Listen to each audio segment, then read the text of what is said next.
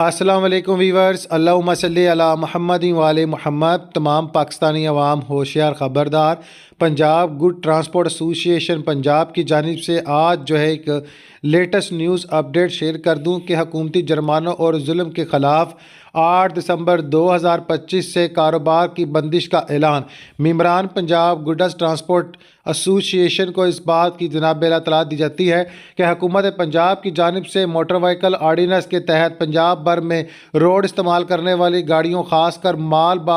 माल बरादार गाड़ियों और बसों के खिलाफ किए जाने वाले क्रैक डाउन के बाद नाजायज़ जुर्मानों और FIR के इंदराज के बाद ड्राइवरों के खिलाफ की जाने वाली कार्रवाई की वजह से कारोबार करना नामुमकिन हो गया है। पाकिस्तान भर के ट्रांसपोर्टर्स के खिलाफ महकमा custom excise police, motorway police, थाना police, Punjab patrolling police, ranger transport authority के साथ साथ पंजाब फूड डिपार्टमेंट की जानिब से किए जाने वाले जुर्मानों और हरासों करने के बाद कारोबार जारी रखना की सूरत हाल नामुमकिन रही, जिसके बाद पंजाब भर के ट्रांसपोर्टर्स के हुकूमती मुजालिम के खिलाफ 8 दिसंबर 2025 से तमाम किस्म की ट्रांसपोर्ट बंद करने का ऐलान कर दिया। हुकूमती मुजालिम और गैर मुनसफाना तर्ज अमल और पंजाब हुकूमत की जानिब से किए जाने वाले क्रैक डाउन की वजह से पंजाब भर में सामान